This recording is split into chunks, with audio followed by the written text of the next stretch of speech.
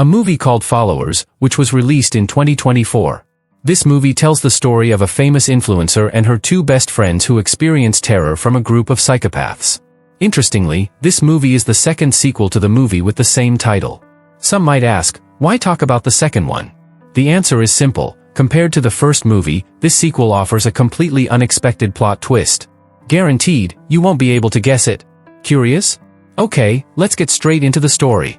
Enjoy the video. The story begins with three beautiful girls, Heather, Sam, and Riley, who have just arrived at the hiking trail.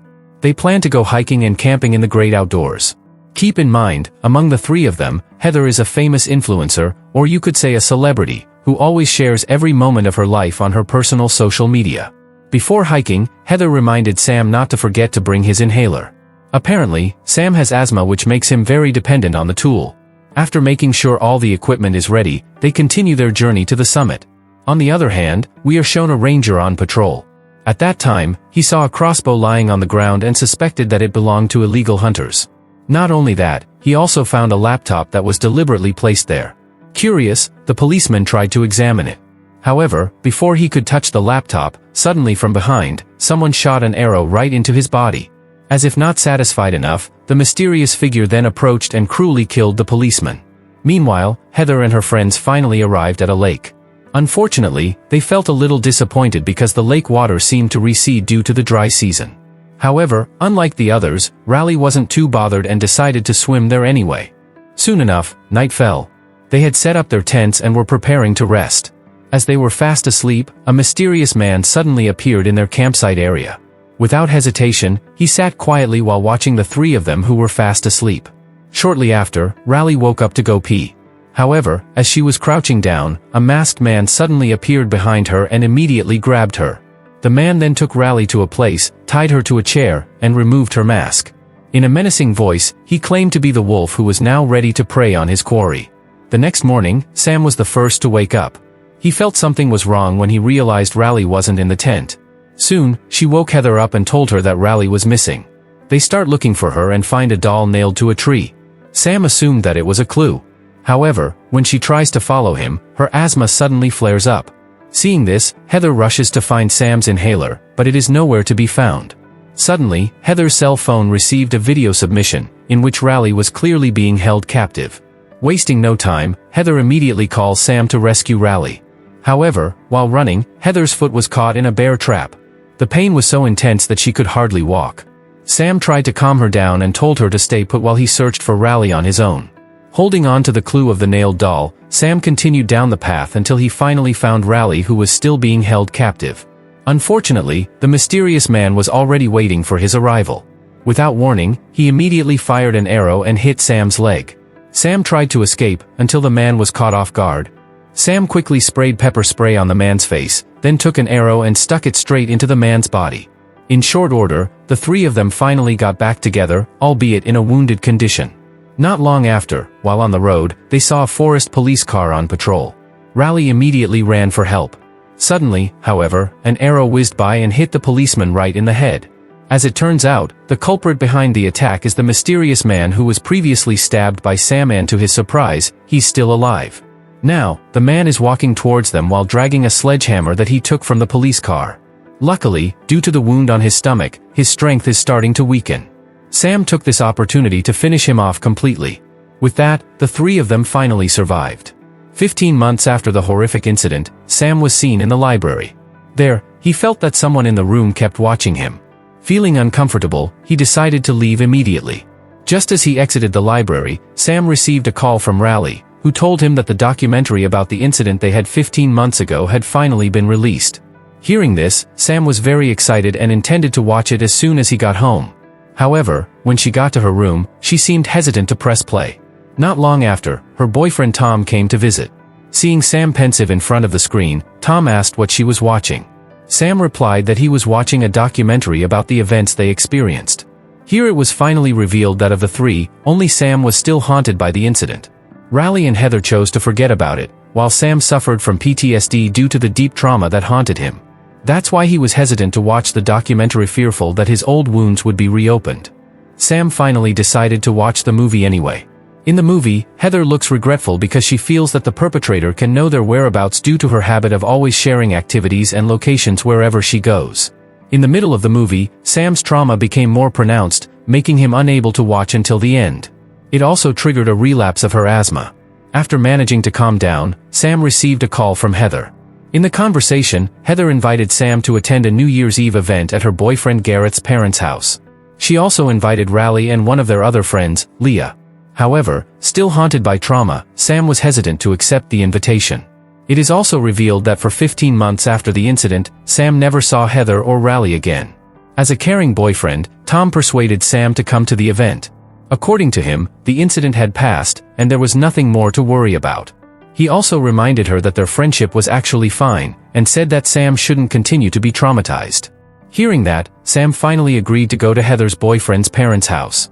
In short order, they left. Upon arrival, they were immediately greeted by Raleigh, Heather, and Gareth. During the meeting, there was awkwardness between the three of them who had not seen each other for a long time. Heather, who already knew about Sam's trauma, promised that while they were there, she would not post anything on social media. Sam responded by asking how Heather's career as an influencer was going.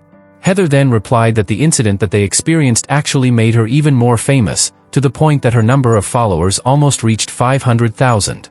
On the other hand, a local man was seen reprimanding a car that was parked carelessly. However, the masked man in the car ignored his warning. Instead, the masked man casually took out his cell phone and began filming the situation around him. Soon, 3 other masked men appeared and shot the local man dead in the head. As night fell, Sam and the others began to prepare for dinner together. Heather was reminiscing about the horrific incident they had 15 months ago and was grateful to have survived it, but Gareth suddenly interrupted her to say that they were going to have a movie soon. Sam, who didn't know that, immediately asked Heather for an explanation. Heather explained that a few weeks ago, a producer from Los Angeles was interested in their story. The producer offered to adapt their experience into a movie, of course with the approval of the 3 of them. Hearing that, Sam was annoyed. According to him, the purpose of Heather inviting him to this event was only to convey something that he clearly would not agree to. Seeing the awkward atmosphere, Tom tries to break the ice by inviting them to enjoy the meal that has been prepared. However, unbeknownst to them, outside the house, they have become the target of a group of masked psychopaths who previously killed a local man. The group consists of 4 people. The masked man in the car is seen setting up a radio as their communication tool, while the others begin to enter the house. Inside the house, the debate between Sam and Heather continues over the movie offer.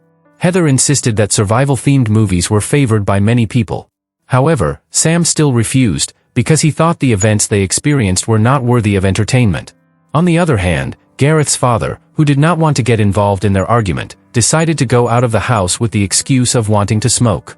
However, when he was about to take a lighter from Raleigh's bag, suddenly one of the masked men grabbed him from behind. It was revealed that this masked group, known as the Wolves, was live streaming on a dark website. The man in the car was acting as the host.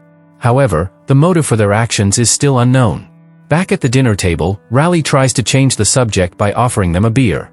Meanwhile, Sam, who was tired of arguing, chose to leave them and went to the toilet. When Raleigh opened the refrigerator to get a beer, suddenly a man in a wolf mask with yellow tufted hair shot her to the ground. This psychopath was known as Kevin. Panic ensues and shortly after, a masked man in a black-crested wolf, named Alpha, enters and immediately beats Todd unconscious. Alpha then ordered one of his bald-headed members, Mike, to find Sam. Mike followed Alpha's orders, who was the leader of this group.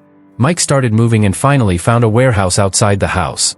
However, when he entered there, it turned out that Sam was already outside and immediately locked Mike in the warehouse. At the same time, Alpha casually sat down and greeted Heather as if they already knew each other. Realizing the situation, Heather, who came from a rich family, tried to negotiate. She offered any amount of money as long as they were all released. However, the group of psychopaths didn't seem interested in the offer. Alpha then placed a gun on the table and gave Gareth a choice. If he wanted to survive, he had to kill Heather. Having no other choice, Gareth took the gun and pointed it at Heather. However, the gun turned out to be unloaded. Suddenly, Kevin, who was behind him, shot Gareth dead in the head.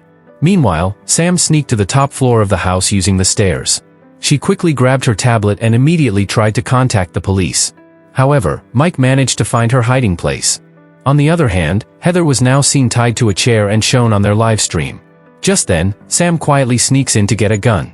When Kevin was about to hit Heather in the head with a baseball bat, Sam shot him right in the head. After that, Sam pointed his gun at Alpha while saying that the police would arrive soon. However, a moment later, Todd, who had just regained consciousness, approached, and this is where an unexpected plot twist occurred. Instead of helping, Todd stunned Sam's body with a stun gun. As it turns out, Todd is part of this group of psychopaths. He revealed the fact that he and the rest of the group were on the hiking trail and had witnessed everything that happened to Sam's group earlier. From the beginning, everything that happened until now was their plan to get revenge on the 3 women for killing their member Dylan. Todd's job in this plan was to make sure Sam reunited with the 3 of them. The group of psychopaths knew that after the incident, Sam was deeply traumatized, and they didn't want the plan to go ahead without her. After that, Todd picked up the same hammer that Sam had used to kill Dylan. However, before he could use it, the police arrived. This time, the police in this movie came quickly. While others panicked, Alpha left the house casually. He argued that the person who called the police was his girlfriend who was under the influence of drugs.